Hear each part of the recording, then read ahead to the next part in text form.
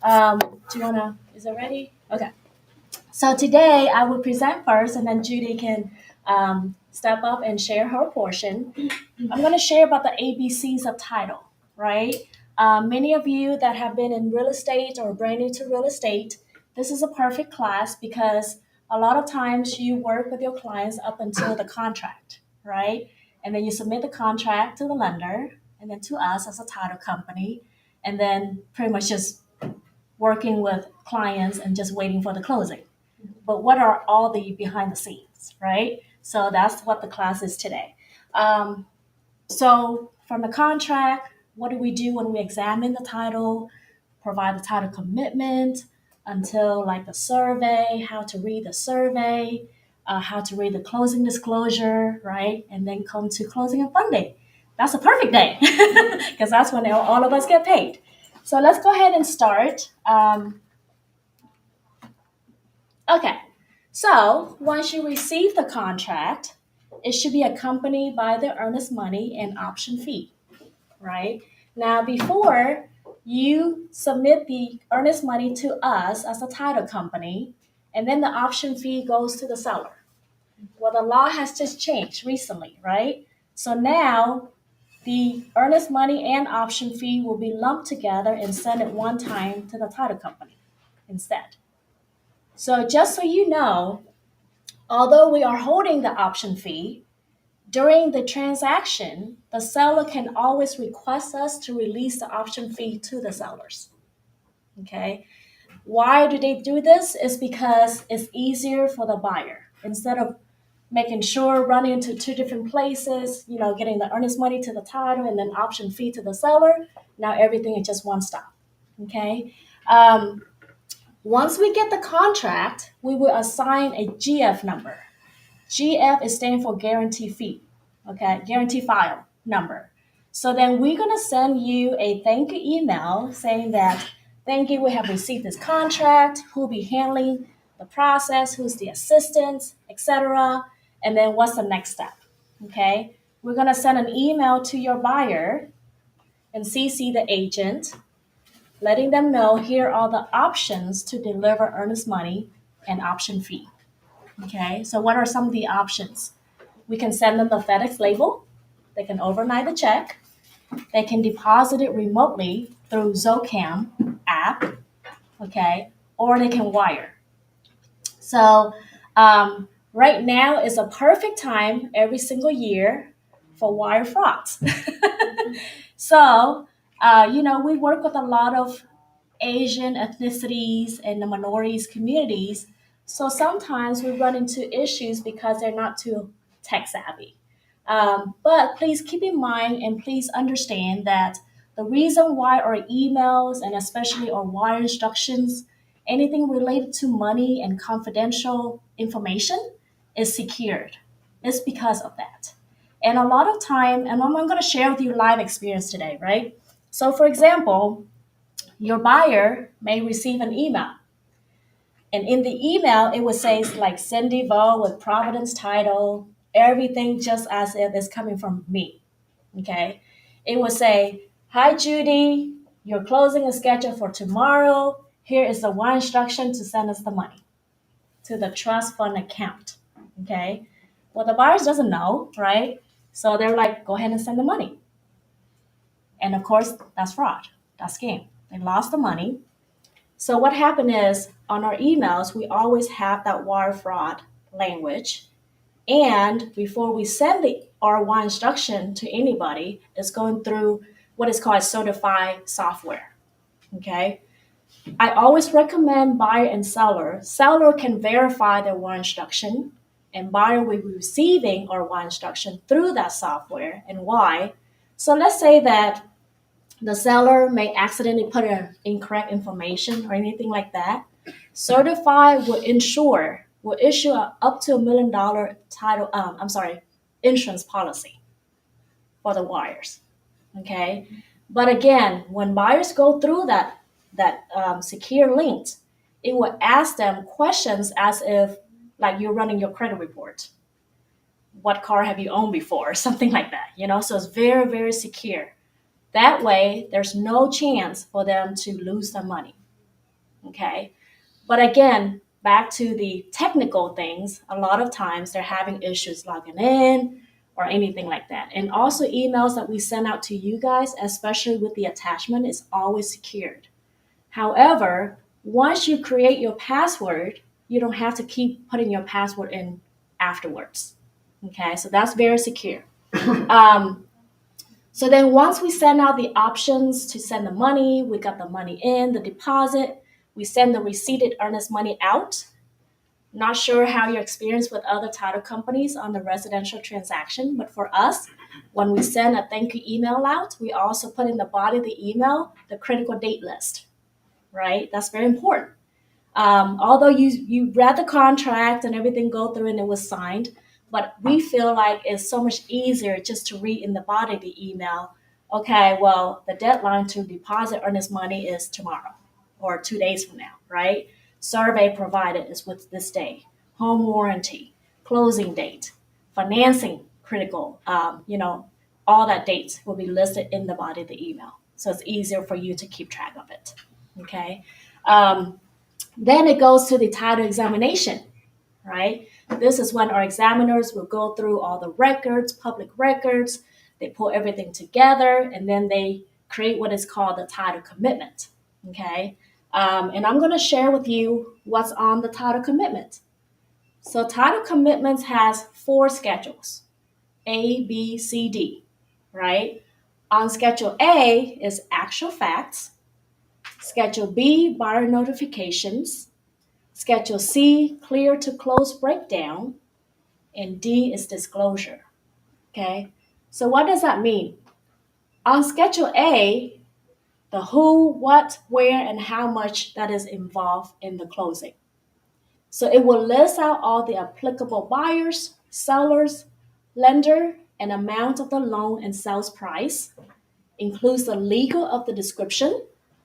Just so you know, title companies only insure legal description and not the property address.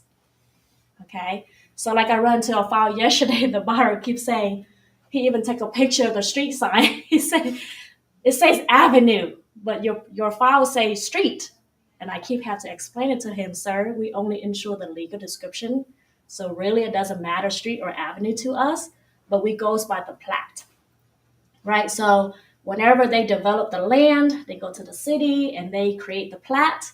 On that plat, whatever it says on there, even if the city plats make an error, if it say street and the sign say avenue, we goes with street. Okay. Um, but that's what is on the Schedule A. It will shows who the current owners are. Does it match with the sellers that's on your contract, right? The legal description, is this the right property? Okay, who's the new buyers is? What is the insure amount for the owner's title policy and the lender's title policy? Do we know what title insurance is? Okay, let me go ahead and share that because it's very important. A lot of times when you put in the contracts, you will get that question asked, right? Why am I paying for this title policy? Okay, well, first of all, everything on the contract is negotiable. Okay, there's no such thing as set to stone of who's paying what. Everything is negotiable. So there are 2 types of title insurance.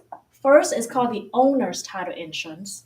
Well, as the wording is protecting the owners, right? Which owner? The new owners. So what it does is, let's say today we have a closing. What is today? The six. Okay. So today we do the closing. After today's closing and funding, we will issue the new buyers the policy. Is called the owner's title policy. Okay. What does it do? First of all, is helping the new owners anything against the previous owners.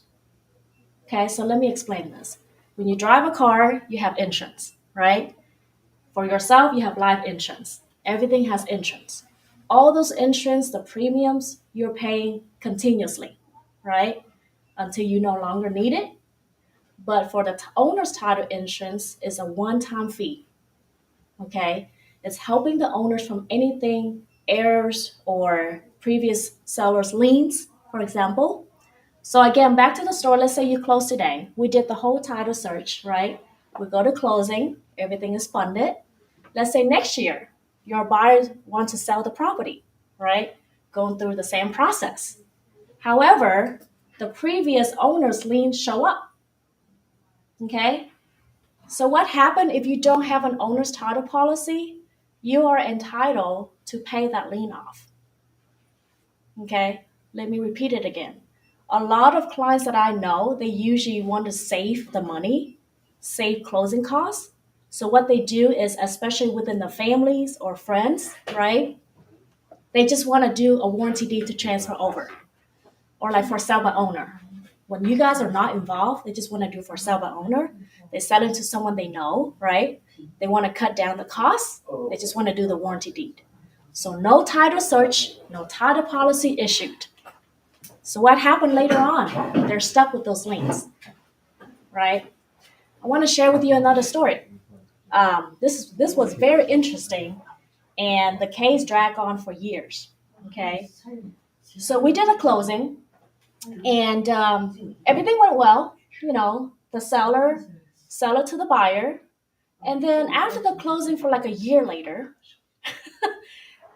I was reached out by an attorney saying that, well, my clients um, need to file a claim, and I was like, what claim?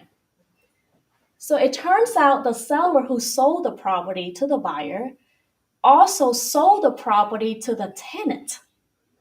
Ah, so it was an investment property, right? There was a tenants in there. So he sold the property to the tenants before he sold the property to the real buyer. So when the new buyer, it was also going to become his investment property. So he came in and he tried to kick the tenants out because the tenant was like, I'm not paying any rents. So that's when it started, right? So they hired an attorney, and then the tenants hired an attorney. And I was like, okay, well, first of all, we didn't show her as the buyer. So I asked all these questions. Was a contract executed? Was a warranty deed recorded? And she gave me this handwritten, like 2 lines, contract between them. There's no warranty, nothing involved. And then she showed me some handwritten receipts, you know, like those receipts where you give a check to someone else and they just give you this tiny receipt you can buy at Staples. Shows that she already paid him $20,000. So your client was the tenant or the investor? My client was the buyer was the investor. Investor. Yeah. Yes. Okay. Sorry. Fine. Yeah. But if he found out that, you know, the tenant won't move out because she claimed that it was her home. And the tenant had the tiny receipt. Yeah, yeah. So that's what happened when you have owner's title policy. Imagine if you don't, then what? What happened? You lose the home, right? Or if there's liens from the previous sellers, you're stuck with it.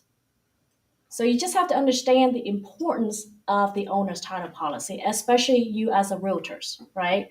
Because again, the realtors represent the buyers and the sellers, but sometimes they may want to do shortcut, especially when there is a cash transaction.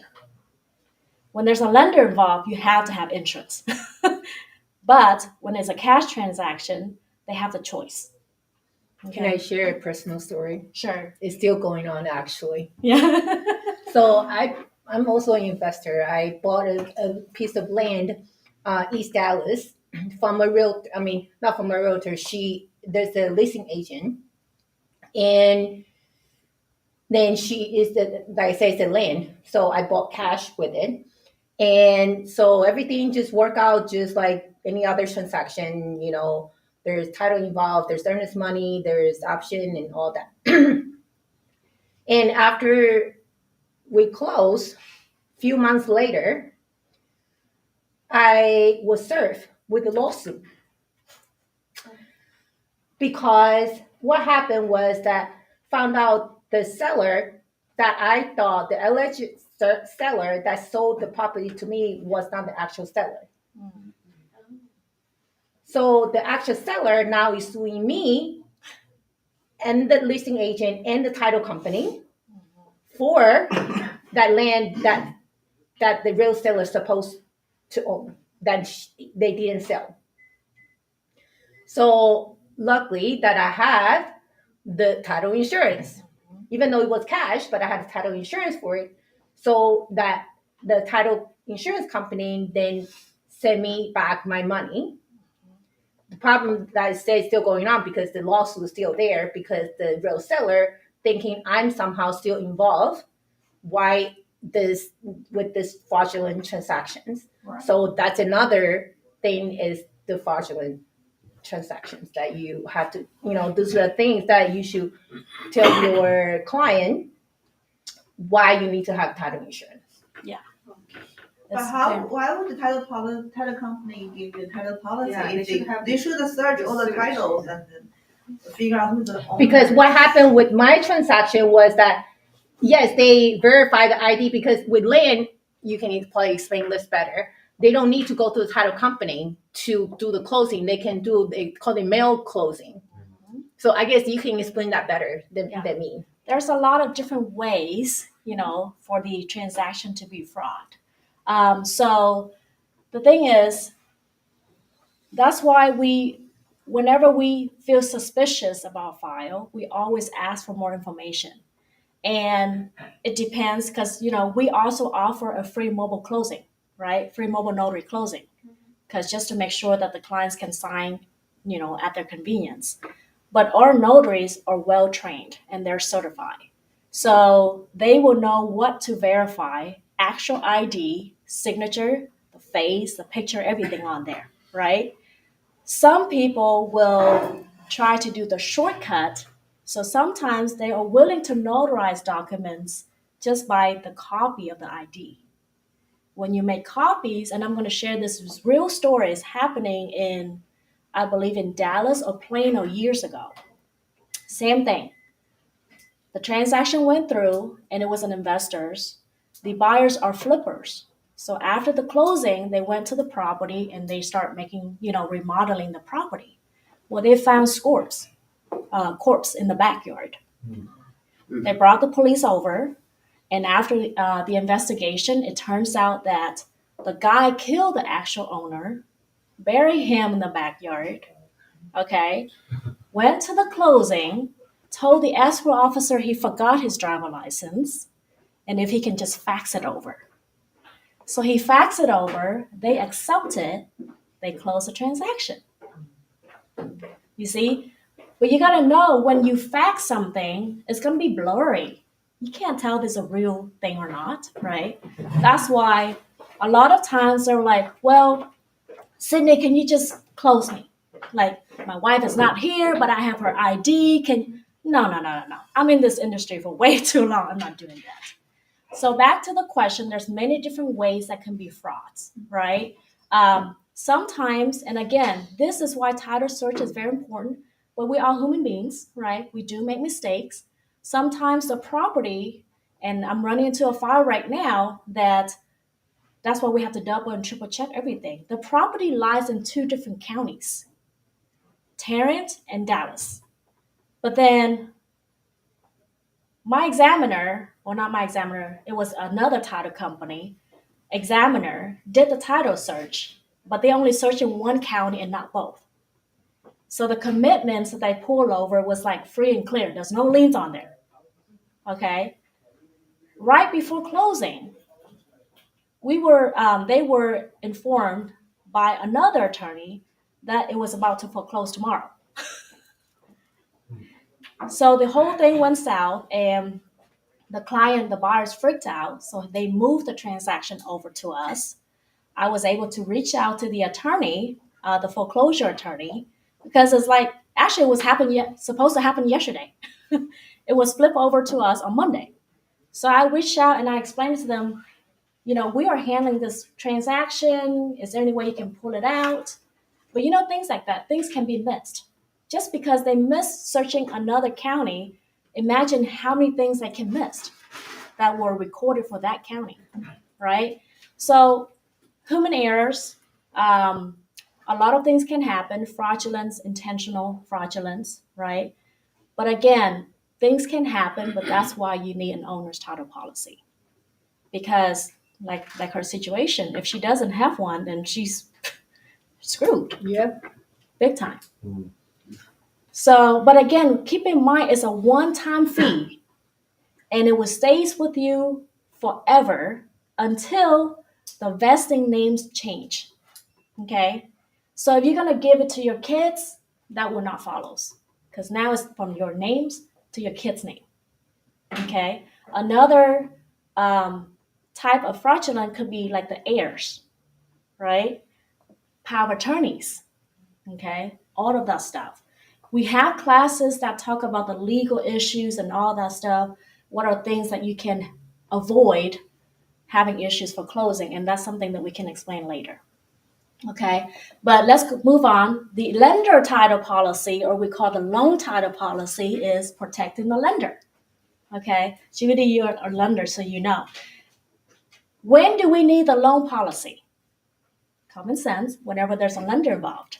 Okay, so the lender or loan title insurance will not be issued for cash transaction because there's no lender.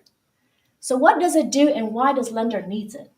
It guarantees the lender to be in first lien position when it comes to foreclosure.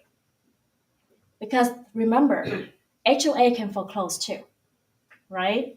So if they have that lender title policy, if HOA wants to foreclose, they have to do one of the two things. First, they have to pay it off the lender, or second, they cannot foreclose without the lender's knowledge because the lender is secure as first lien position. That's what the lender title policy is. Okay. Again, it's a one-time fee, and the lender title insurance stays on there until they switch the loan or switch lender, right? So that's what it is. So it makes sure that the vested owners are the actual sellers, right? Because a lot of times you work with sellers, and they could be the heirs, right? So when we pull up title, it's not their names, right? It's going to be the deceased person's name. So then we have to go through and make sure what are some of the process that we have to clear to make sure it's legal, save time and cost and all that stuff. Okay. Cindy, quick question on the lender's title policy. Yes. If it is a hot money lender, do they also get the same lender title policy, or It depends on them, but a lot of private lenders or hard money lenders or even owners finance, they will want to get that lender policy. Because if anything happened, anybody wants to foreclose a property, their loans will be paid off. Otherwise, they're losing all the money. yeah, okay. Yes. So even sellers finance, I would suggest them to get a lender policy. Okay. So what's on Schedule B? Restrictions, building lines, covenants. So it will shows on there if the property has a 10 feet building line, 5 feet utility easements, right? All of these should be reflecting the plat also. Okay. If there's mineral lease, if it's recorded, it would be on Schedule B also. Okay. Keep in mind, title companies like us, we don't research minerals. No minerals. So, or like covered, not like the ordinance code, like the zoning and all that codes, right? So we don't research those. Those are not the duty of our title companies. So again, that's what Schedule B is for. So by looking at the Schedule B, you can tell if there's HOA, right?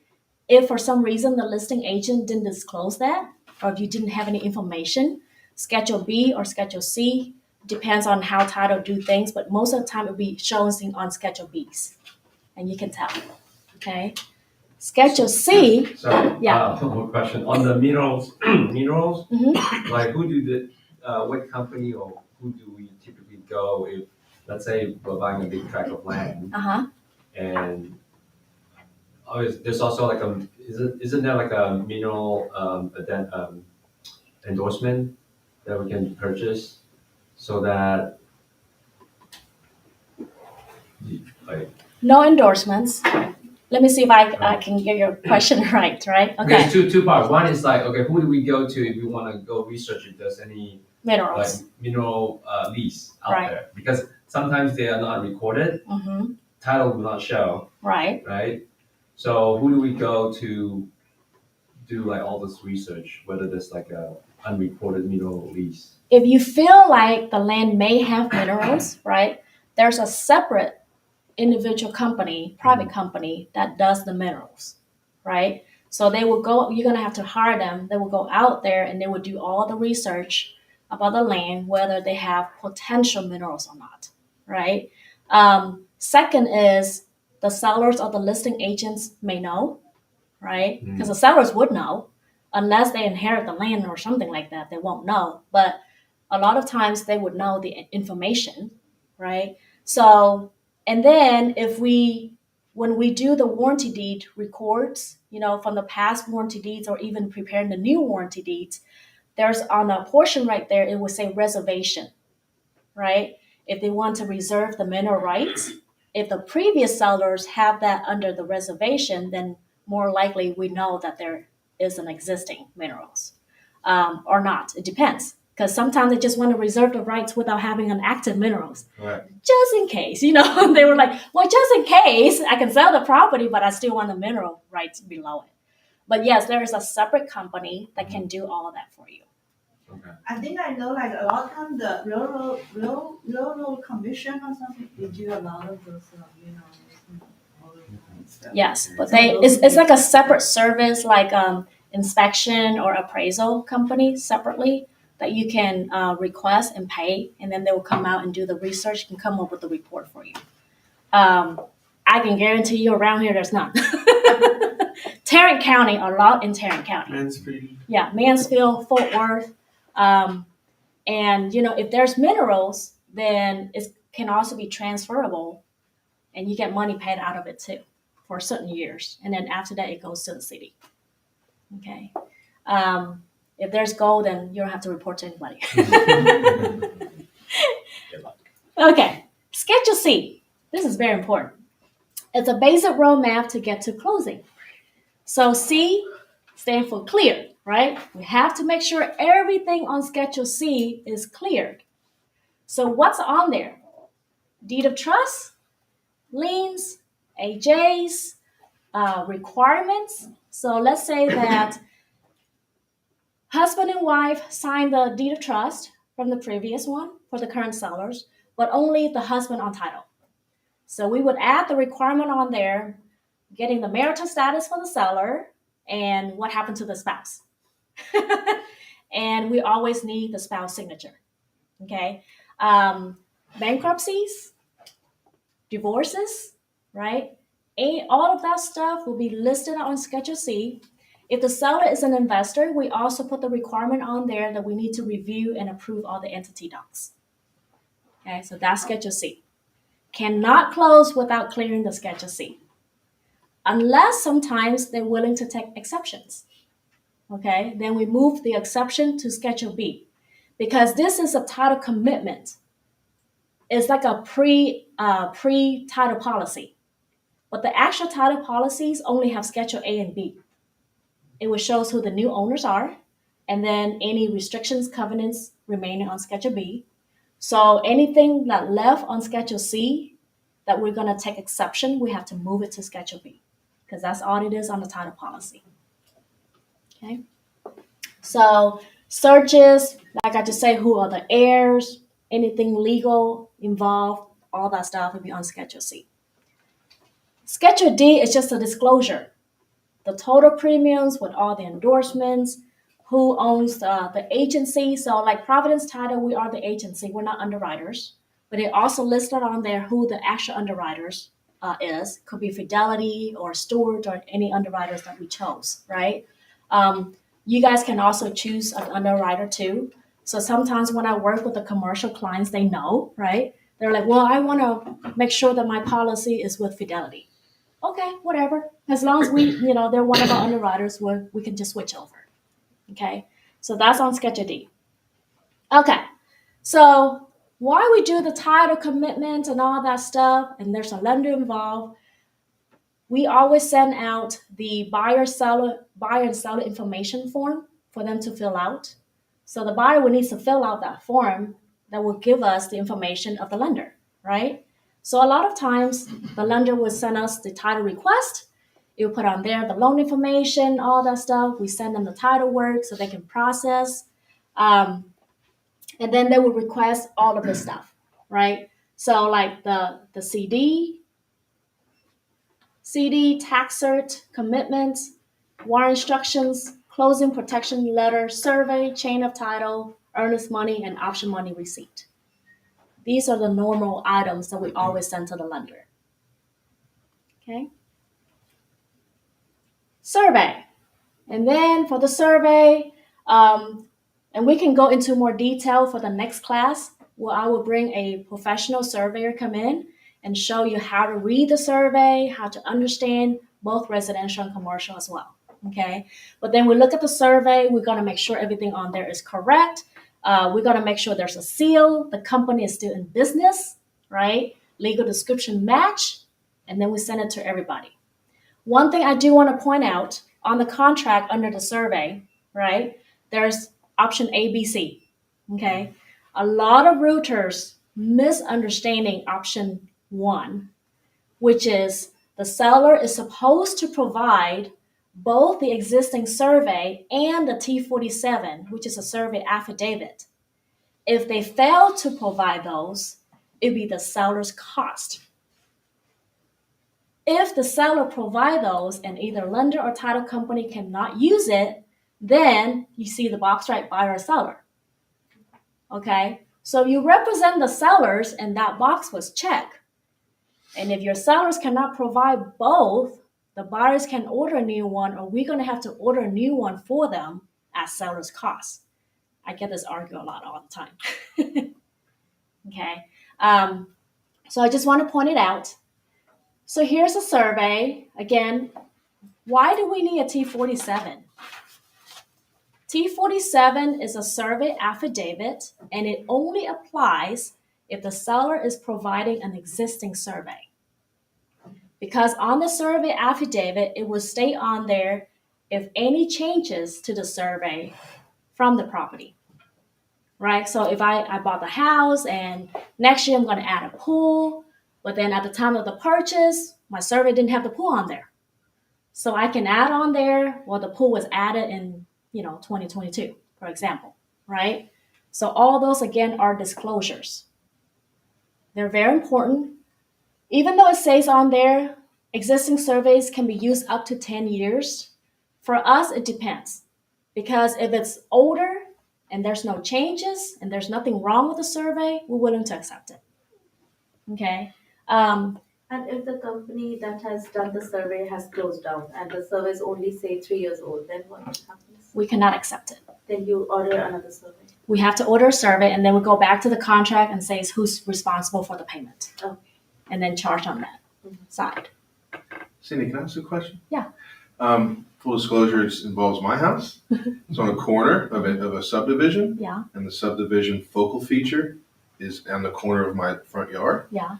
I realized, I don't know, a month or two ago that my sprinklers are watering the focal feature as well as the strip along the sidewalk. Mhm. Does the survey of my property include that focal feature out to the other side of the sidewalk, bordering the street? Is that a typical thing? The survey only shows your lot. It shows your lot, which is always the bolded lines, right?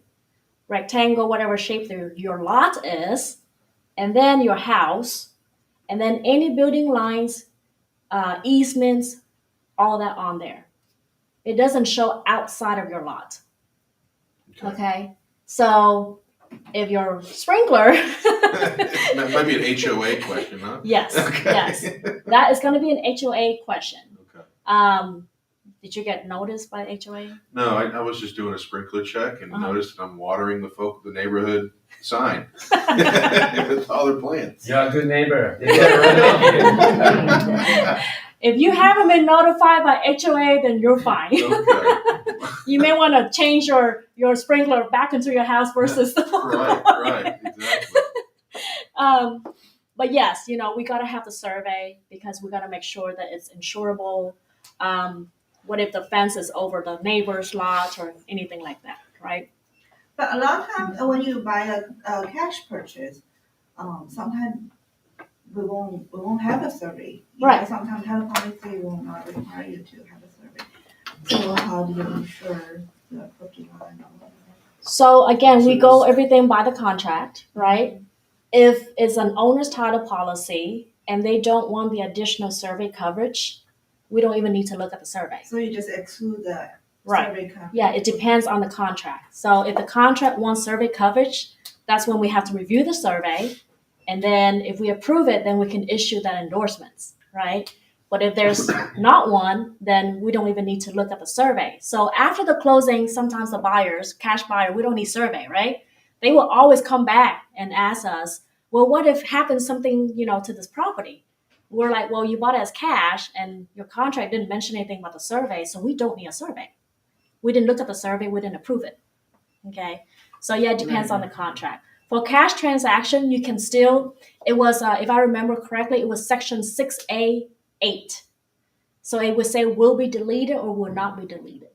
If it say will be deleted, then we do need a survey to review. If it say will not, then we don't need one on cash transaction. Okay. So then again, that's the portion. I went ahead of the slide.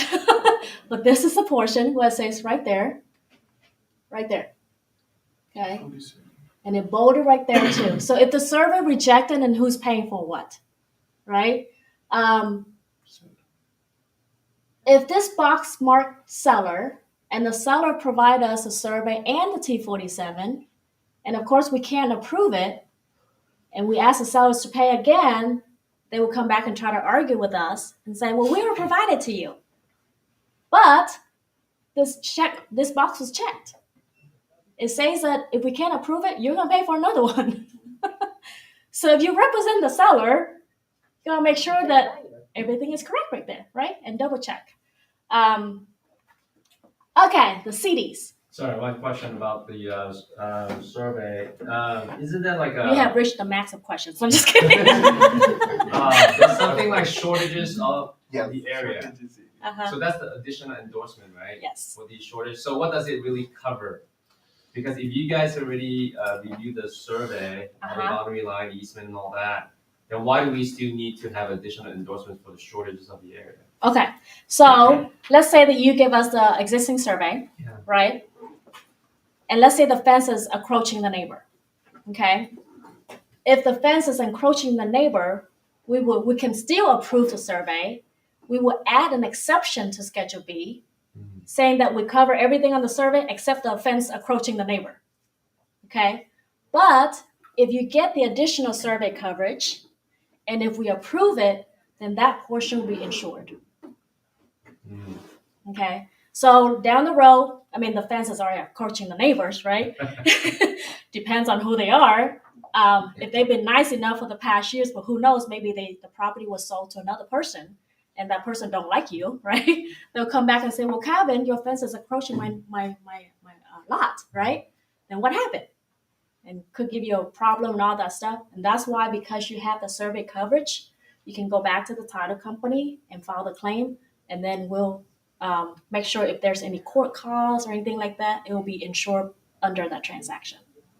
So the additional survey coverage is very important, and it doesn't cost much. Yeah. Okay. So the claim would pay for the court fees and all that, but how about if the neighbor said, hey, you need to relocate your fence back within your property line? So the homeowners, so what does the title company covers? Just the court fees? Well, it depends on the fence too, right? If it's encroached over the neighbor, but depends on what kind of encroachment and how much effective it is going to be too. If it's something new, or if it's something's been there like for 2 decades, right? So there's different things, more details when it comes to like title policies, claims, and what's covered.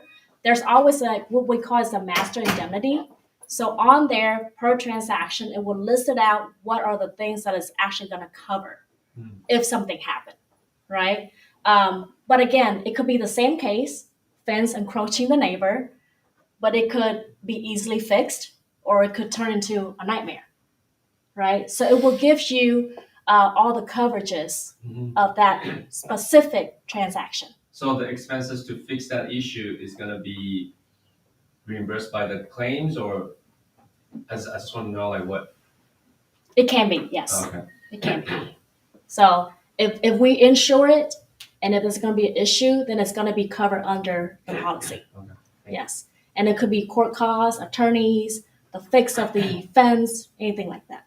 So whenever we see that extra endorsements, we always have to make sure and double check. Mhm. So, future issues arises. But I think like the record office has the property line there, so it doesn't matter how your fence put, the property line always the same, right?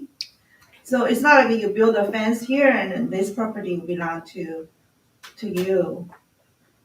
So Right, but yes. So let's say this is your property, right? The fence supposed to lies on the property lines, but especially for older homes, right? The previous seller may just do it by himself. He didn't want to pay a professional licensed fence guy, so he just put up the fence by himself. He didn't even look at the survey, so he just put up the fence, right? Where he put up the fence may not be the neighbor's current fence line, so they may not have issues, right? But who knows? Like I say, down the road, maybe the neighbor wants to do the fence, a new fence, and then they found out that your fence is over their fence line. That's when the issues can arise. Supposedly, everything has to be on the lines, but things can happen. Right? Okay, so closing disclosures. If you're in the business before 2015, you know that this closing disclosure never exists, right? It was a closing statement, or we call it a HUD, and then it goes to the 2010 HUD, and in 2015 is when the closing disclosure came out. The intention is for consumers to be protected, and also for them to read and understand all the fees better. However, that's not the case. So I'm going to share with you the closing disclosures, what's on there, and I'm going to show you how to read the closing disclosure. Okay. So basically, it was have to be disclosed 3 days before closing. Right? 3 days before closing. The consumer, the buyer, the borrower has to review everything and approved before the closing happened. Right? So the CD will go back and forth between title and the lender.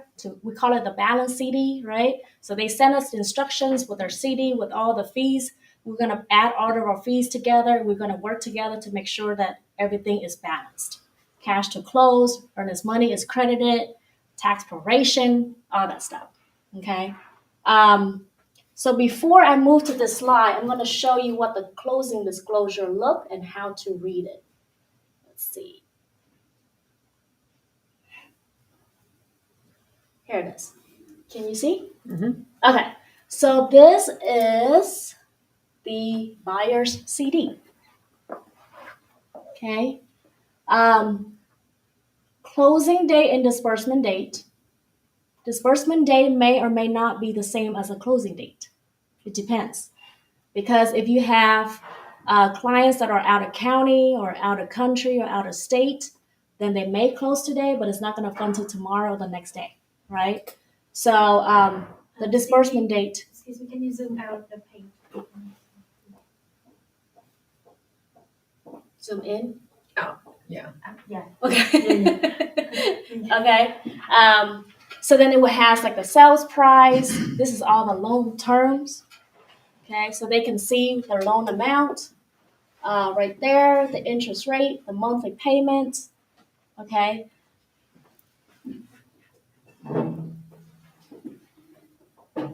And then right here is the escrow, property taxes, homeowner insurance, right? How much is added? So if you add this and the principal and interest, and it comes out this is their monthly payment. And then of course this is a cash to close, right? Now if we go to the next page,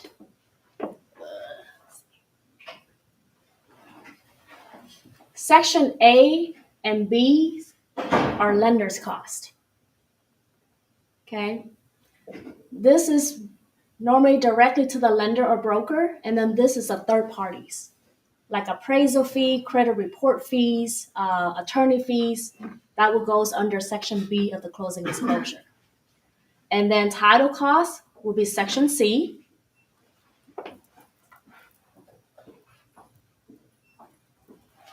Okay. Right here, insurance, interest, and then this part is the escrow reserves if they have any. Okay. Here's a problem that we get asked. It's a question that get asked a lot. So the contract says the seller is to pay for the owner's title policy, right? But this one is showing a charge on the buyer side. Then the buyer's like, why am I paying for it? Well, you don't, because you haven't even finished reading the closing disclosure, right? Okay. So it shows on there. And then there's another section right here. And it says optional, right? Here. So this is what I mean when the closing disclosure came out 2015. The intention is for the consumer to read and understand it easier. But then when it comes to that part, it's so confused, right? First of all, the buyer is asking, why am I paying for the title policy? And second, why is this two different portions or sections? And then third is, it says option. So I don't have to buy one. Okay, so let me explain it to you. If you add that portion and the top portion together, minus $100, that's the owner's title policy of the purchase price. Why? Because the lender title policy is always $100. Yes, sir. $100.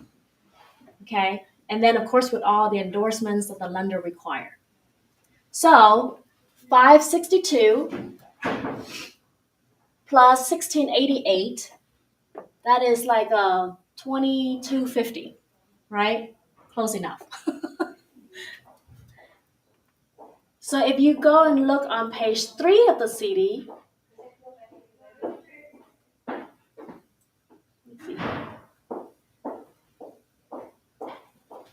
it doesn't show in the CD, but 2250, if the seller is to pay for the owner's title policy, the buyer will get a credit right here saying that seller's credit, owner's title policy adjustment for 2150, less $100. Okay? And then, of course, on page 3 of the CD, here's the total closing cost. This is the pay by seller in advance. So what happened is we're in December, right? Property taxes are already out. Property taxes don't come out until like October, November of that year. Because they are out, we are collected a full year from the seller. So the buyer is crediting the seller back from the time of closing to December 31st. It makes sense because you're responsible for the portion that you are the owners. Okay? And then that down here, minus the earnest money, minus the loan amount, minus the option fee, and there's a bunch of gift funds. Okay, this is the closing disclosure. Questions? Any questions? Closing disclosure. What's the right now they have CDs? What's the harder CDs? Or some title company provide CD and some are hard. So what's the difference? Good question. Okay, so as a title company, we don't determine whether to use a HUD or a CD, but it's up to the lender, right? All the traditional lenders will use closing disclosure or the CD. And then some lenders, like private lenders, hard money lenders, the non-traditional lenders would like to use the HUD because it's easier to read, right? Now, how do they determine, let's say, especially for the private lenders and hard money lenders, sometimes they will come back and ask us, which one should we use? Okay. Normally, a lender, if they do 5 transactions minimum a year or less, they use a HUD. If they use more than 5 transactions, if they lend more than 5 transactions a year, more likely they need to go through the TRID guideline and issue the closing disclosure. Cash transaction, no lender involved, so there's no CD. So it's a HUD. Commercial, HUD. Okay. The only time, so the CD is issued by the lender, not title company, for the borrowers. So, title companies only issue the seller CD. Okay. So I want to point this out because sometimes when you ask us, you as a realtors ask us to give you a copy of the CD and we can't, it's because by law, if the lender instruction said, do not send it out to any other parties besides the consumer, we cannot release it to you. Okay, we cannot release it to you. So it's per the lender's instruction. We can send it to the buyer and then they can send it to you and then you can help them go over the closing disclosure. But if it stays on there, then we cannot release it. After closing, when we get, title company still have to give us the documents after closing. The CD, Yeah, the CDs. not necessary. The closing statement. Yeah, closing statements, there's some CDs. On the seller, yes. But the buyers, we cannot release it without their permission. Yes. But HUD you can give. Yes. On a HUD, there's no lender involved. We can always give it to you. But also keep in mind too, like from the very beginning of the transaction, we send the buyers and the sellers information sheet to fill out, right? Right behind it, there's also privacy. So privacy section. Surprisingly, sometimes I receive those back from the client say that they do not authorize to disclose anything to the agent. And if they put that on there, then we cannot disclose anything to you guys as well. So it depends on all the documentation. Okay. So yes, so that's a CD, and then let's go back this, and I should be able to wrap everything up quickly. Okay, so once the lender receive everything they need, once title clear everything on our end, we're gonna issue a clear to close. Then that's when title will reach out to you and then coordinate the closing for your clients, right? Again, one of our services is mobile notary, and we offer for free. So your clients can just let us know a time and location to close. We send that person over there. They don't have to worry about anything else, and then the notary will bring it back to us, and then we can fund. Okay. Do keep in mind that once we get the documents back, just because your client signed the docs doesn't mean that we can fund right away, right? Nowadays, I see a lot of lenders that they do what is called table funding. So as soon as title receives the wire and we confirm that all parties signed, we can fund right away. But some lenders are still requiring to have all the signed docs, send it over to them. They have to review it, give us funding authorization, and then that's when we can fund and disburse. Okay. And then, of course, closing time, once we get everything over to them, then we will send an email to all parties saying that the close is now funded and disbursed. And voila, that's when you get your commission check. Okay. So when you get your commission check, we can we goes by the CDA, right? If you want your check separately, it will show us on the CDA. And then we'll ask you, do you want to check overnight or if you want to wire to your account? And we send you the wire disbursement so you can fill out information. We'll verify with you, and then we send the wires out. Okay? And then that's it. Congratulations, your file's closed. Any questions? So all your expenses is according to the government, right? So if you want to go with you, so what's the advantage? Do you have any the fees compared to the other title company? So the title premiums, the title insurance premiums is the same across the state because the state promulgated rate. Owner's title policy premium goes by the sales price, right? So there's no adjustment on that one. And then outside of that is we call the escrow fee or the closing fee, right? Normally it's $450 to $500 on residential. Our fees is $450. But keep in mind, we do offer the mobile notary for free, and that we pay out of our pocket, and that's normally $150 or so, right? Besides, the fees, it's just the services. It's just the services and the trust. If you trust that title company, there's always there when you need something. That's something that we provided for realtors, not just to handle the closing, but we also add values like classes. And if you need something night and weekend and I don't sleep, but I do. But yeah, it's just the services and the trust. So you have a car? Yes, ma'am. Yeah, I have it right here. I'll pass it on to you. Okay. Any questions before we bring Judy up? Okay. Well, thank you so much. Thank you.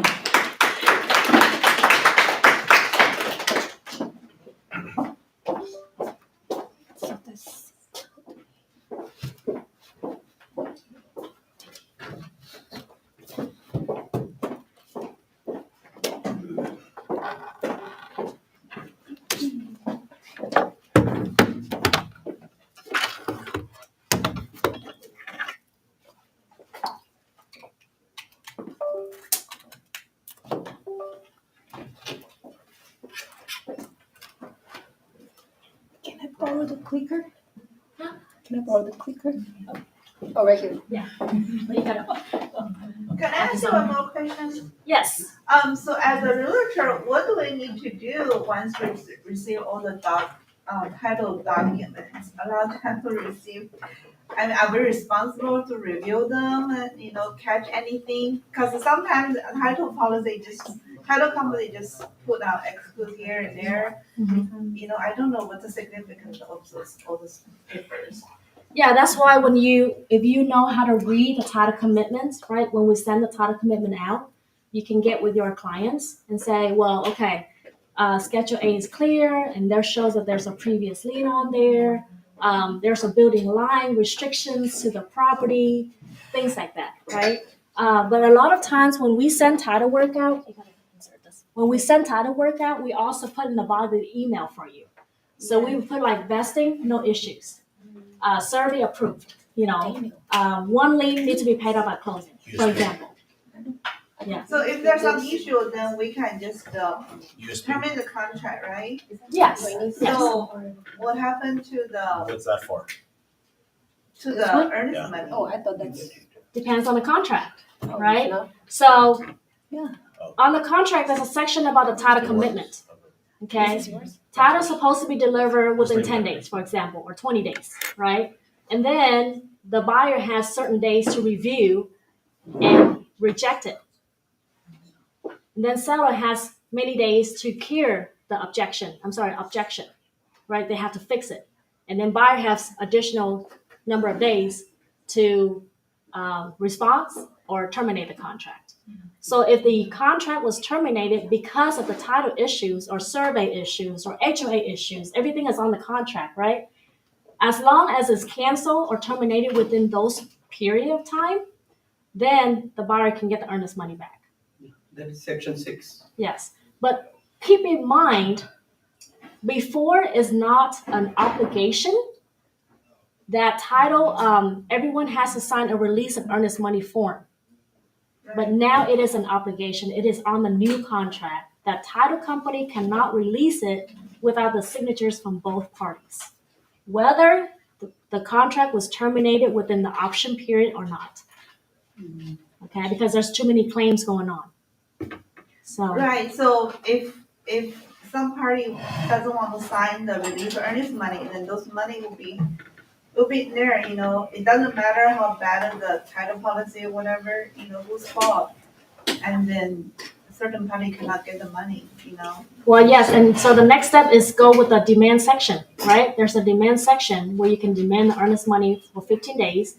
And then after that, you cannot work out with the other party, then we can only hold for so long, then we have to send it to the state, Austin. So, But there's nothing that, we can do about that if the other party refuses to sign. However, if the seller refuses to sign, they cannot close another deal unless they release that earnest money. Yep. So if they want to sell it to another buyer, they have to release it out. but the buyer cannot do anything, the buyer, you cannot hold anything accountable for the buyers. If the buyer's fault, then, if you don't want to release earnest money, then you have no way If they miss the to. deadline, then it is buyer fault. Mm-hmm. Yeah. Then he lose the. If you miss you miss a deadline for any. Yeah, the buyer, if Section. they don't sign that document, then, the seller will not get that money either. Right, but they can also enforce, the law or whatever, or get the attorney involved. take it to court.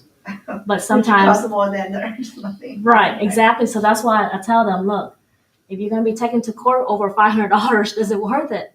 Then you guys just need to work something out in between and just release it, you know? Go ahead, Judy.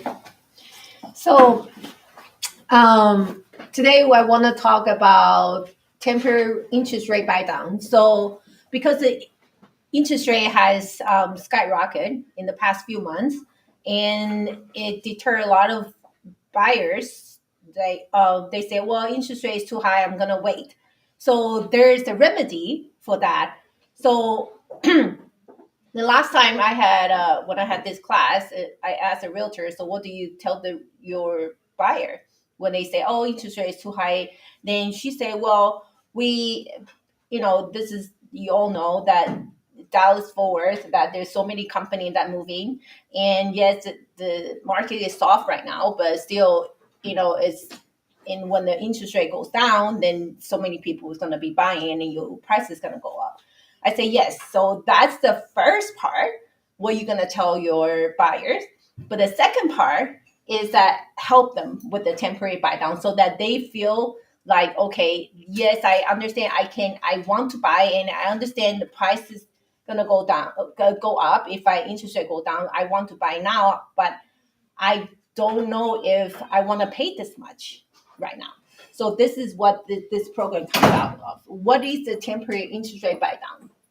So what it is it's an option for the buyer to reduce the interest rate and temporarily and in term. So for the monthly payment for a short period of time, and basically is to avoid the payment shock. So there are different programs that different year. There's a 2-1 buy down, there's 1-0 buy down, there's a 3-2-1 buy down, and we'll discuss that a little bit. And so basically, so give them that flexibility. Say, the first, say if we do the 2-1 buy down, we still qualify them based on your original, say 7% interest rate. But what happened is that it takes them the first year, it will be 2% interest rate lower that they are paying. What it is that money is going to be, which we'll do a Excel spreadsheet and it will show you a little better. So that the bulk of the money, say 2 years, the difference, it will go to an escrow account. And the escrow account from the lender, and every month that you pay, the buyer will be paying lower interest rate, lower interest, so that your monthly payment will be lower, but that the lender is still gonna have to get paid. So then that's when they every month that they take out from that escrow that amount to make up the difference. So basically it's easier for the buyer, say that they're renting right now and then renting to buying, that with the higher interest rate they feel like, okay, $500 increase in their monthly payment, then that's a shock. So say that they can maybe increase, using this they will increase maybe 200 from their regular rent amount, and then for the first year, and then they may get a promotion, or they may have the car paying off and things like nature in the next year or two. And so then this will definitely help. So those are the things that as a realtor you kind of want to understand your buyer as well. It's okay to talk to them about their financing, get to know them, oh, what kind of car you driving, when, so, oh yeah, I'm driving this and I'm about to pay off next year or so. And then that's when your mind's going to switch. Hey, why don't we put you in this program that, then that will help you ease up to, so your monthly payment, so you not have a big shock about it. So who is paying for this by the difference in buy down?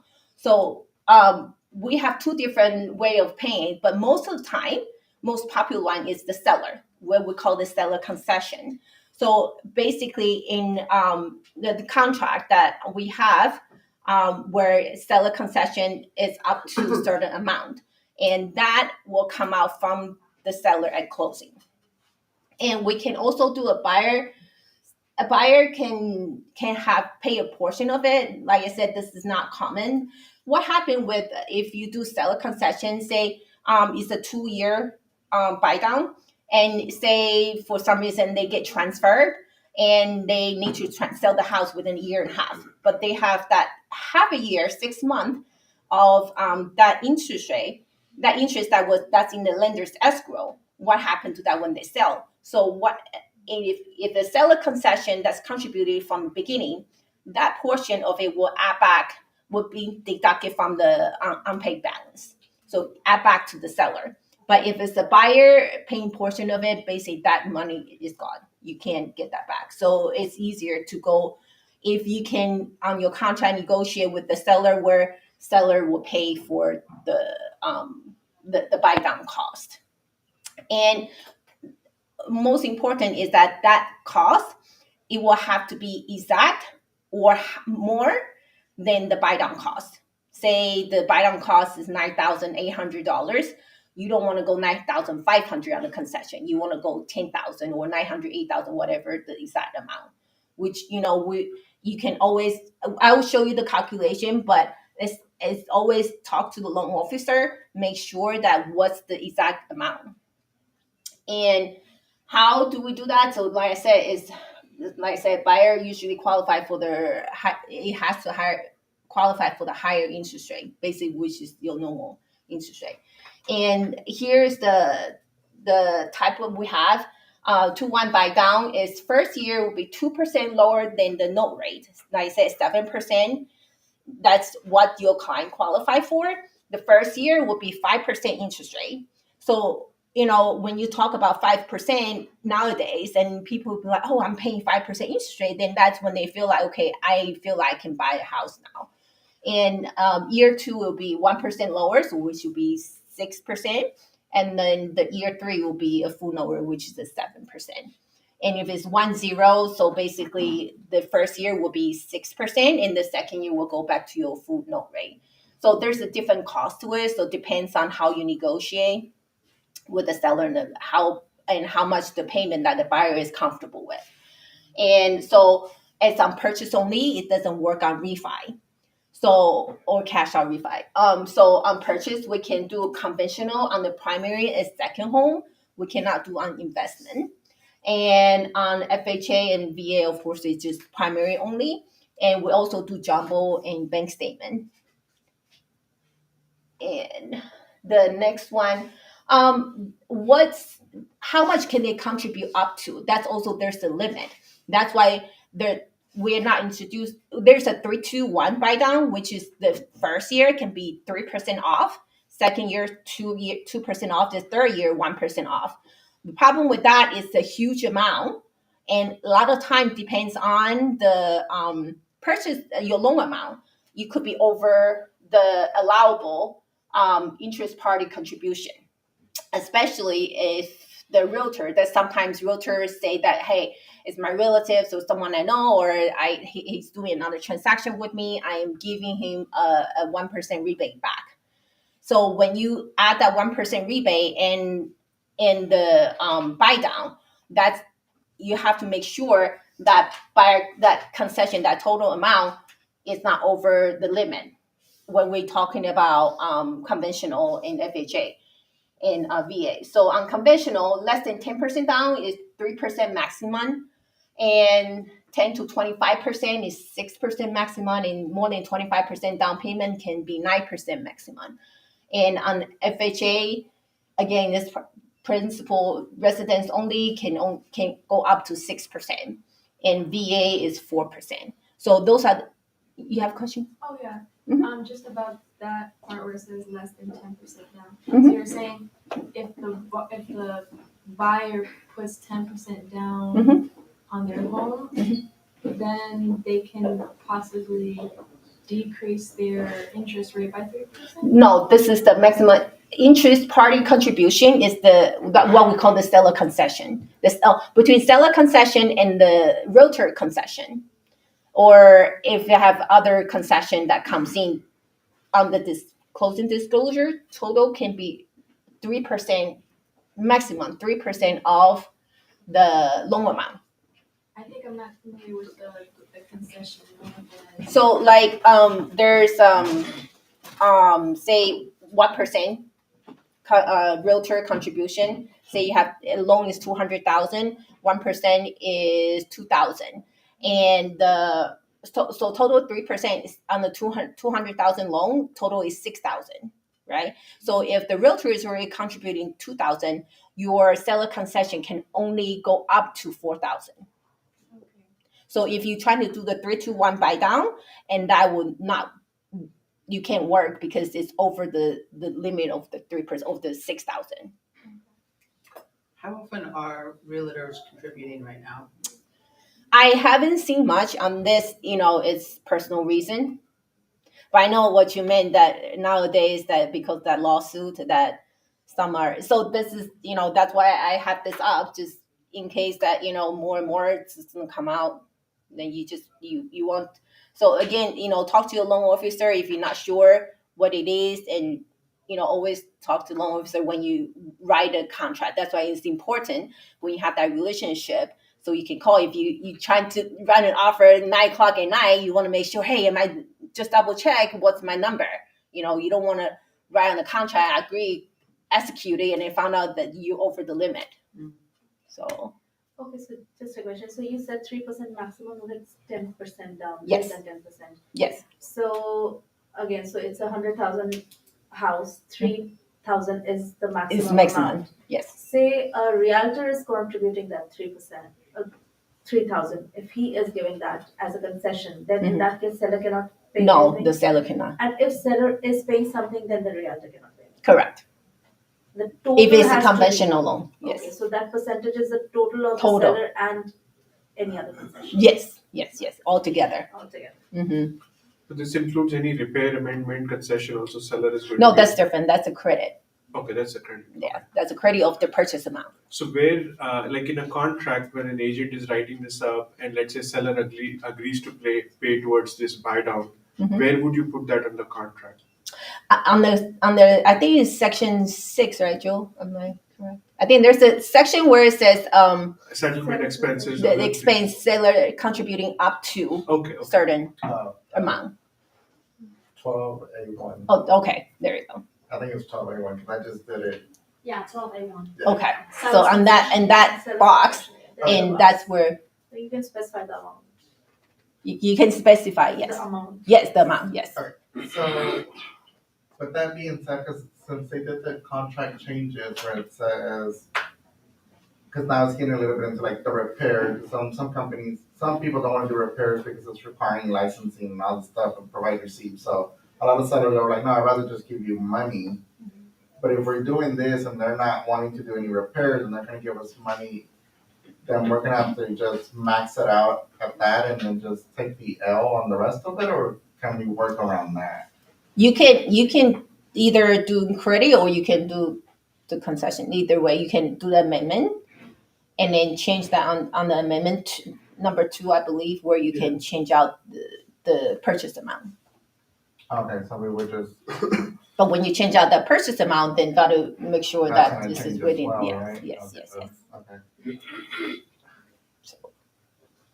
And so we call this class is win-win-win. And why is a win? So win is that give seller more option because their houses is sitting on the market for so long, 45, 60, even more days, and then just a lot of times I see on MLS, on the remark, listing agent will put, hey, the seller is willing to put pay for buyer buy down concession and things like that. So those are the type of thing that it's a thing now. So you can put that to entice the buyer's agent to show, and a win for the agent because you make sure you get the deals and get it closed, and then then why I have this class today is because the interest rate, higher interest rate, and that's why we have this program. This program it's not new.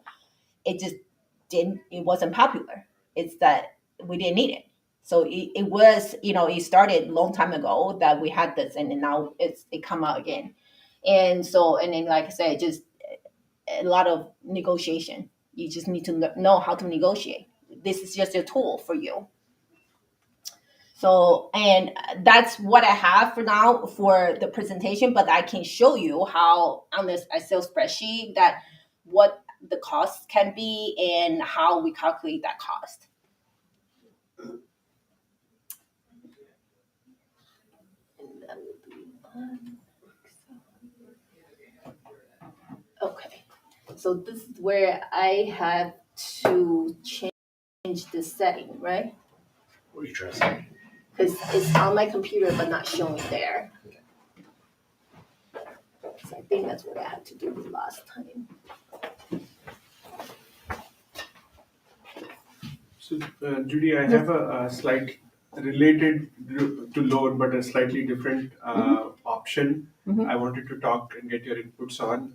Like sometimes the seller may have a Hey, Joel. loan which the Yeah, new PC buyer person. can assume. Mhm. So, in what scenarios can they assume a loan? Are there any? Because let's say if they have bought the house like 2 years or 3 years ago, the interest rates were much How do you lower. do mirror, If the mirroring? new buyer wants to assume that loan, Mhm. which is at a much lower rate, do all lenders provide it, or is it only the FHA loans, VA loans? Can you? This is on purchase only, on the new purchase only. So it can be on conventional loan, can be on FHA loan and VA loans. No, I'm not talking about this one specifically. I'm talking slightly related but different topic. Oh, okay, So okay. I'm asking about, let's say that I have a buyer Yeah. and the seller has a loan on the property. So Yeah. they bought the house 2 or 3 years ago where the interest rates were low. Okay, yeah. Can the new buyer assume that loan? Yes and no. You have, first of all, you have to the seller has to check with the original note, check with the original servicer and the lender, mortgage company, say if it's in the clause that they can't, assume to someone else. And if that happens, and then the lender, then the new buyer will work directly with the mortgage company, I see. the original mortgage company, because they hold the loan. It's over there. Yeah, but they still have to qualify. Acting as a- Yeah, they still- They still have to qualify. I know. It's not like automatically assumed. The new buyer still have to qualify, but they work directly with the. Is there a lot of receivable loans out there? There are more. I Yeah. mean, back then, like a couple of years ago, people. Probably a lot of- no. Here now. Yeah, nowadays yes. So which one's But the this thing one? is that all the payment has to be up to date. You cannot have a default or anything. The 2-3 years ago when they borrowed the money, a lot of the loan had assumable loan. Yes. Really? So we can. Oh, check you out- mean a lot of? There are a few. Yes, I've seen people. Yes, The depends on. conventional, most conventional. Conventional, assumable most loan? conventional, Oh, not. So that's what I'm saying. Depends on the mortgage company. So we have to check with Mhm. verify with the mortgage company. Yes, you have to verify with the mortgage company. But one of the things you guys have to understand on that is that if the loan, the assumable loan, for instance, is 400,000 that's left on it, and the market price of that house is 600,000, your buyer has to come to the table with $200,000 cash. Yes. So People the are property not- has they're missing appreciated. that. Yeah, if it's already appreciated and the seller has already paid some portion of that loan, now the new buyer has to come up with all that difference. Yes, Yes. so it's more than 3% or possibly 10% on a standard loan. Yes. So basically, you only have a note on whatever the balance is, and then the balance you just Okay, have to. so if the loan is an assumable loan, is it a different way of writing it down, or is it any loan can be assumable? Just have to check with the mortgage company. Not any loan is. Yeah. Okay. Especially VA. I don't know. I VA think is. if VA it is is assumable. if it is assumable, then at the time of marketing the property, the seller will always say, hey, I have a loan which is assumable. Please Yeah. come. Right. So he will declare it because that is the property. Right. But again, if it's assumable, the difference, if they already have, a lot of equity, then you have to find a buyer that who A lot has. of people don't know if they're assumed or not. Yeah, most people No, don't. usually seller themselves know because They have know to go that check. This is an extra Yeah. incentive. They have to which check allows- with the mortgage company. Yes. Yes, that's definitely. So, let me have a chair so I can. Sorry. To the assumable loans. First of all, it's very risky. because here's why. You have to get approval from the lender, the current lender, okay? And they have to send you the approval in writing that they'll allow the assumption, okay? Otherwise, they can foreclose the property. So I've run into this a lot. The buyer's assuming the loan from the seller, right? And they didn't want to go through the lender approval because they're like, well, what if the lender doesn't approve? Well, there you go, right? So there's two ways. One is the buyer make the payment to the seller, and then the seller pay to the lender. Wraparounds. The lender can audit the file, right? And come back and say, well, Vinay, you're the borrower, but why is the checks coming from Cindy? That's one thing. So once they find out, they foreclose the property, right? And then second thing is you can make the payment directly to the lender, but again, the same thing. Why, like, if you make the payment to the seller, what if the seller doesn't pay the mortgage? Right? You're stuck. That's just like seller financing, Right. the risk. So a lot of sellers don't understand. They either do through the assumption or seller's finance, but they keep telling me, okay, well, Cindy, I want to do the seller's finance. And my question is, are you paying off the existing loan? Oh, no. Well, then that now it's become the assumption. Right. So you can only do the seller's finance for the difference of the equity, right? So let's say that we mentioned about $600,000 property, the loan is $400,000. If the sellers want to do seller's finance, he can only finance for the $200,000. And on the second lien. Right. So because the primary lien has to be paid off.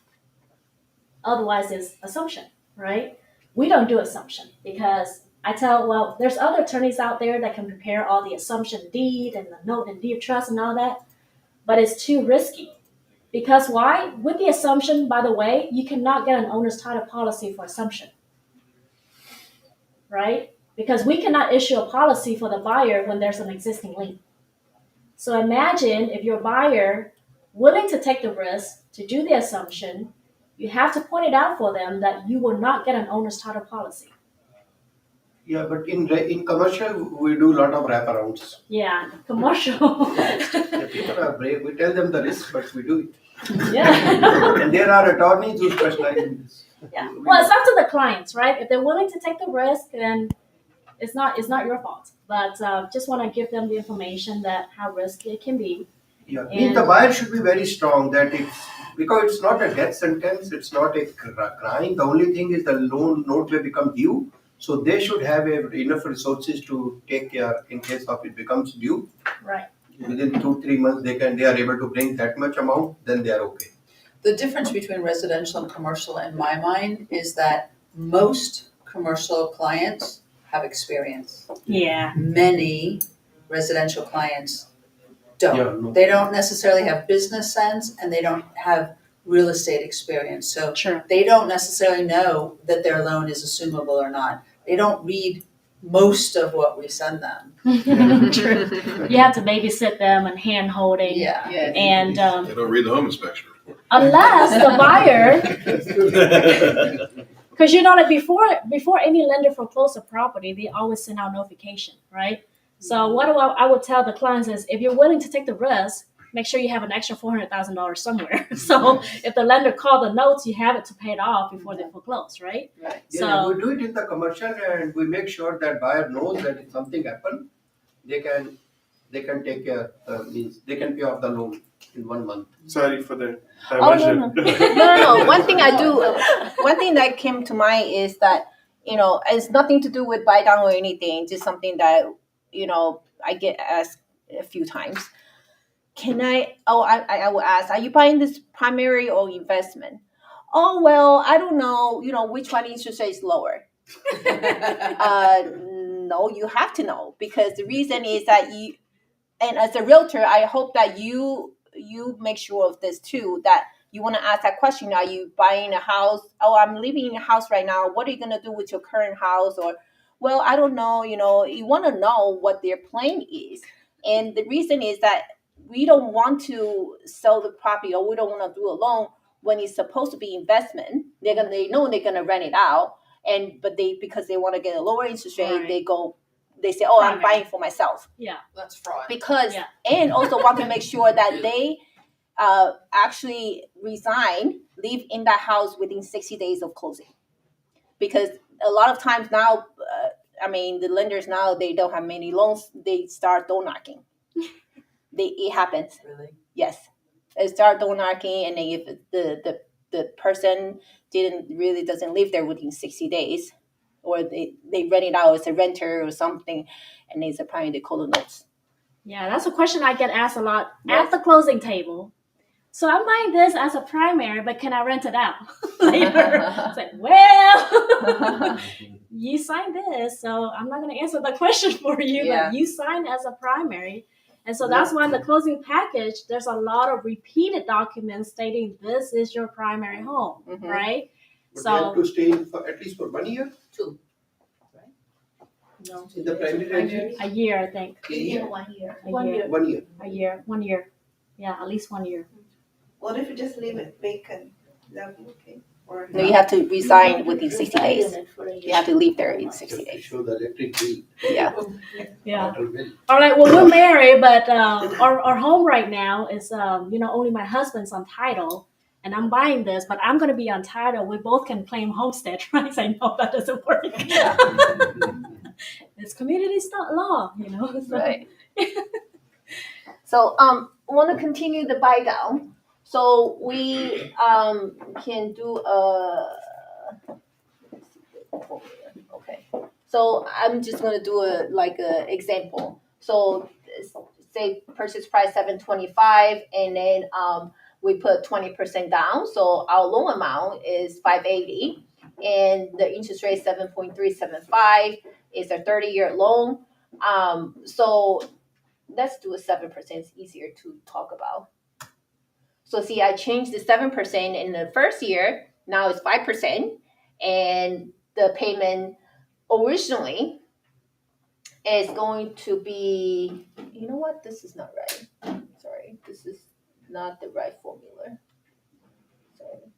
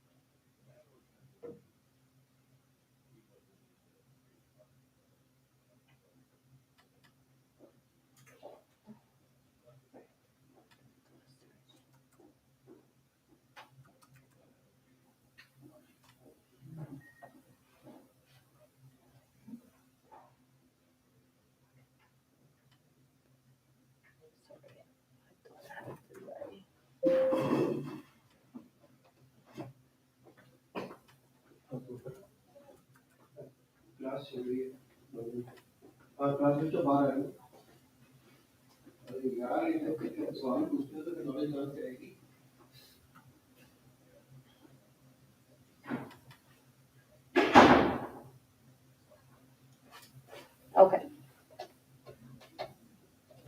So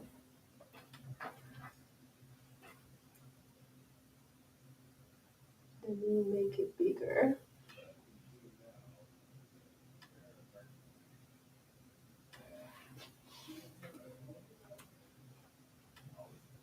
Okay. So say we have the loan right now is $300,000, and we financing $280. The rate, obviously, right now we want to say 7%, and the first year is a 5%. The original note rate is 1,862. Then that's what we qualify them for 7%. So the second year will be 6%. So after the buy down from 1,800, we're talking about principal interest only. We're not adding property tax or insurance.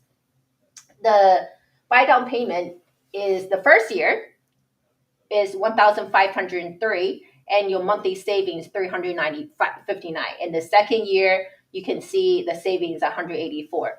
So every month you have this saving, and then 12 months, and then first Savings means for the buyer, but it's a cost to the seller if we paying by the seller. So basic total for 2 months is 6,526. So you can see it's 2.175% off the purchase price. So when you say you want to contribute the realtor 1%, then you'll be over that amount. So that's why, it's important to know what percent that how much the total amount. And this amount here, it said that if there's no other concession, and this is the total amount that you want to at least 65, 26, 30, 22, or 6,600 or 7,000 on that 12A box. And so that will be coming out from the seller, contributing to the closing cost for this. You have Just math-wise, Uh-huh. On year 2, Yes. it's only 1%, but the buy down payment Mhm. is more than Yes. the 2% payment. Yes, because you're 6% instead of 5%. But it's only 1% difference. 1% difference. So from why the is 1% 7%. difference more than 2% difference? This is a buy down payment. This is the monthly principal interest. But that's how much the person's gonna pay. Yes, the buyer is going to pay on Right, principal interest for the second Got it. year. Mhm. So so this will be the amount that you'll be, putting on the concession amount. Yes. So in your example, like the 2.175, and then the buyer is asking realtor to give 1% cash back. Mhm.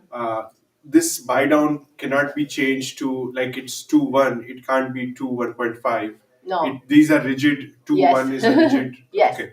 It can be 2.1 or it can be 1.0. 1.0. Okay. So you see 1.0 here. If we do just 1 year, it would be $2,000. Okay. So you can choose that option Got too. it. So, and that's it's a simple calculator, but there's a lot of formula in it. So you saw how earlier that something happened. So, previous class, someone asked me if I can give it out. I would, but the thing is that I don't want to be responsible for if something formula goes wrong. So it's always, best to talk to your loan officer, like I said, before you put in an offer. So yes, go ahead. So, okay, based on this example, Uh-huh. so like the process of this, so basically, they put down a lump sum up front. Would that be like when they purchase the house? And then, so, okay, buy down payment, so like, what's the, what? So, like I said, this is just principal interest based on 7%. That's what they qualify for. If they didn't use this program, their principal interest will be $1,862.85. But this is based on 7%, whatever rate they log in with. And, okay, when they like put down their lump sum, is that just like, it's a one-time thing, or? It's a one-time thing. Okay. Yeah, it's a one-time thing. So this amount or whatever amount you put in, this amount, say you put 7,000, right? The 7,000 minus 6,526.22, that would be on actually just the closing cost, regular closing cost that the seller contributing. But this 6,526.22, you will be in the lender's escrow. And every month that the buyer is paying this, the lender will pay this every month. They will come out every month like that. For the first 12 months, and the second year then the lender will then every month come out until depleting this whole amount. So you're able to negotiate with the seller to help contribute to this rate buy down? Correct. Okay. Correct. And that's why it's important for nowadays the realtors to know both sides. Otherwise, if you want to negotiate and the listing agent was like, what is this? It'll be hard. And especially also not just for the buyer agent, for the listing agent as well. You want to have this conversation ahead of time with your client. Say, hey, this is what's happening right now in the market, that you may have a buyer coming to ask you this. And when you price that house, you want to make sure that you have already talk about how maybe they want to already raise the price a little bit, or I don't know if that will support if the market support it. You want to calculate this amount in it. Yes. Can we change the numbers and run a scenario? Because I have a listing right around that price. So it's actually 315. Okay. What's the loan? How much are they putting down? I don't know. You guys want to go with FHA or conventional? Let's go with gonna FHA. assume- 20% down. Just do the 3%, just to give the worst case scenario. Okay. So that's a 3% down. So the reason I brought this up because we're talking about your sellers giving a concession and whatnot, and it's funny because the way the market is right now, some sellers are already giving concessions. Like for my clients, they're already comfortable with giving around 5,000. So from the 5,000 to the 7,100, it's all about $2,100 more dollars. So it could be where like, hey, we're almost at 80 days on the market, and then somebody brings me an offer that's still within the price range. I'm pretty sure if you just tell my clients, like, hey, we're already giving 5, let's go ahead and try to close the deal and go ahead and throw in another 2,100, make it 7,200 even, and we can work both sides. My clients get to move the house hopefully before the 100-day mark, and then the buyers get to go with a lower interest rate and help them out. So it's just about when you have the conversations with your sellers from the get-go, then this makes it so much easier when you present this to them. It's like, hey, we're already here anyways. We're already at 5 Gs that we're going to do a seller concession. Let's go ahead and throw in another 2,000 or 2,200, and we'll call it a day, move on, and everybody wins in that situation. But it's just about having that conversation from the get-go. Yes. You definitely want to set the expectation, right? So what is the difference between variable rate and fixed rate right now? Right now, we doing as far as residential, still most popular is 30-year fixed.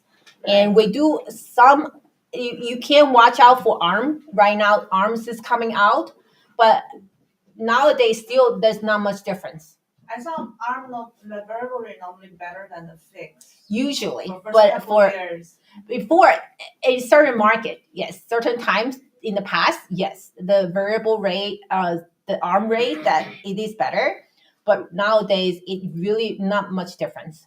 But it is slowly coming because it's a different product, and then so it just depends on the market really. But right now, still 30-year fixed is still more popular, and the rate is better, and then also on FHA, rate tend to be a little lower than the conventional.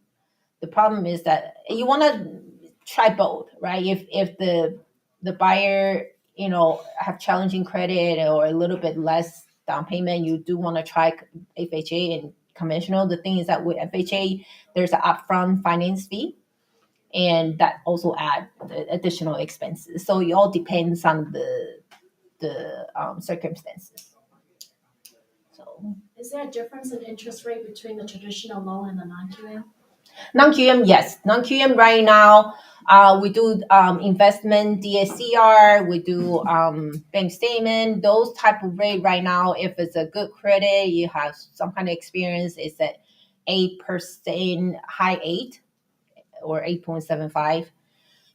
But with regular conventional, somewhere about 6.75 right now. So, but with a conventional investment, that we're at 7.5.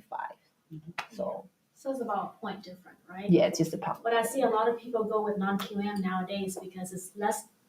They have to. They don't have to provide that much documents. Right.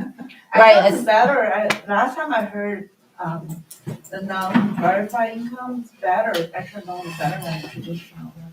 So I mean, those if it's investor, with DSCR is very popular. That's what we do right now. Yeah. Less documents, right? Yes, less document. Or like a no doc. Yeah, no, we don't verify income. We just basically is the rental. We do an appraisal on the rental amount income, and then if that will at least higher or same as the mortgage, the PITA, what we call 1.25. It can be lower. We can do lower as well. We can do higher either way. But of course, if the mortgage is higher than the rental, then it's gonna be more interest. It's gonna add some points to it. But what we call PITA is principal interest property tax, insurance, and HOA. Don't forget HOA also needs to be included in the payment. Otherwise, you have to put more down. Right? Yes. So yeah, that's it. All right. Thank you. Well All done. right. Thank you. Are you hungry? 5 minutes. I think We're gonna go to JS Chen across the street, right? Is that the goal? Sure. Yeah, so we'll do a family style. Anyone that is welcome to come with us. My name is Daniel A. If you haven't met me yet, I'm one of the team leaders here. Want to kind of show the platform really quick. I'm not going to go through the whole explanation, but just trying to idea of what EXP is about and how it started. And I have to go back to their technology of just being a disruptor, meaning having a platform for support. So for me as a broker, for expansion and things like that, how do I have other brokers work for me? Meaning there's a whole platform that supports us. So I want to kind of show you that and then just get a glimpse of it.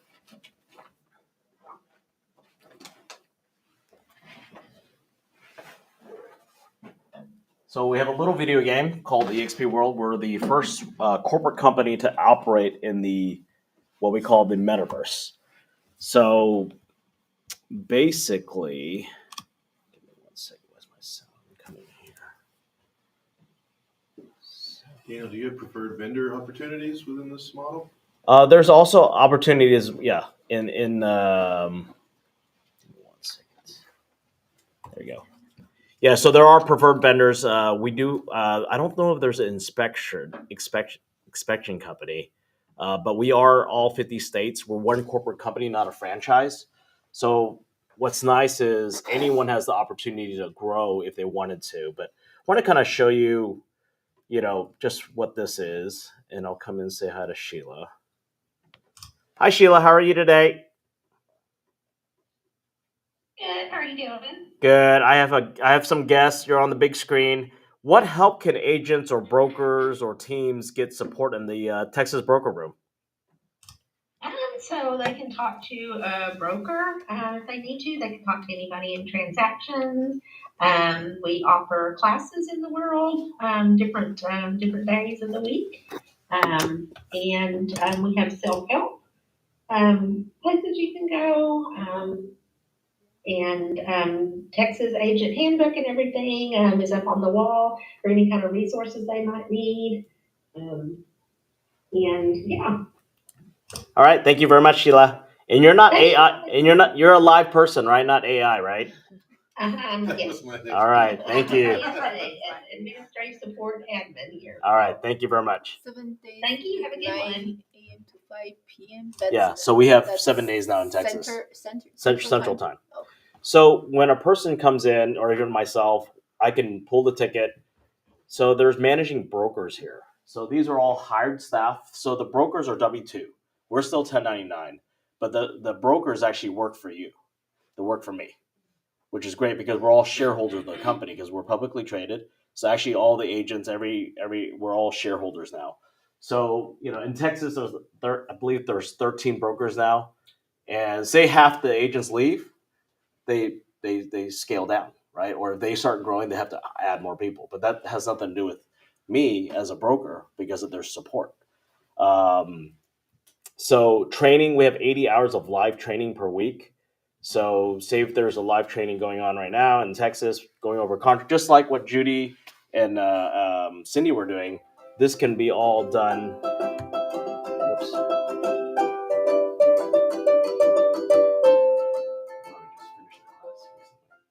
So if there was a live class, you would hop in here and listen to a speaker, just like today, live, going through that. Another thing, what we've learned is we can do hybrid. So if there's a great class that we all want to take with the team, we can actually watch it here, have a hybrid discussion afterwards, or we can ask them questions. So we've learned to actually leverage this because there's over 80 hours of live training. So as a broker, I don't have to do all the trainings every week. It's here. We can do it hybridly. So that saves time. Another thing is cost, right? If I'm starting to expand in different markets, and you know, there's one reception here in Texas, right? But imagine in Texas, there's 1,000 brokers. Every broker has an office. They all have a receptionist. Imagine that cost. They eliminated that cost. So 1,000 offices saves paying $6,000 rent times 12 months is $72 million. By going virtual, they eliminated that hard cost. We're a real estate company without the brick and mortar. That's why we're a disruptor. So the cost savings can be passed on to agents. That's why agents get stock. Agents get revenue share. They share the revenue. If you start growing the company, there's revenue and things like that. So a lot of that is detail stuff that if anyone's interested, just kind of understanding, I would love to go over. But what we've able to do is leverage to create a real estate community and support our partners in every different way. We have a lot of syndicators that have joined our group. So within the club, there's different resources. So the main thing when we talk about this is, hey, how can we add to the table so we can all share resources in this club? And that's what we're doing. So we're about 200 people within the past 3 years, and it just continues to grow. I'm working in Toronto, working on a group in Toronto. I pulled a couple Remax groups over, the brokers over. So the model works as long as you find the right people to work with you. So that's what we're about, and just glad to meet you guys if I haven't met you before. But the goal is just kind of sharing what we're doing. And I was shared this platform 5 years ago. I kind of didn't look at it, but no one showed me the world. They just showed me, hey, you can do this. There's stocks. So I didn't care about that. But when they explain, when I saw this, I was like, okay, this makes sense because they're able to cut costs. And then every broker will try to figure out how to cut costs and scale, because imagine if you're independent and you have 100 people, it's a lot of management. You got to hire people. Well, all that back end now with 200 people, I'm not hiring extra people. I'm actually able to. There's an economy of scale component to it. And I get to meet people all over the country now. So, and that's what I enjoy. So, all right, lunch across the street. We'll go JS Chen. It's just right across the diagonal over there. We do have we'll do a family style. We can have vegetarian as well, and dim sum and all that. If you guys want to come hang out with us, have lunch, and have a great conversation, network. Yes. All right. Thank you. Did you all register in the class? Oh, whoever needed 1 hour CE credit, there is a $10 charge. Cindy can handle that, and then that will go to donation for the charity that you guys are doing. Is that No, it's assigned. Assigned charity? Okay. All right. Thank you. So if you want CE, then text me.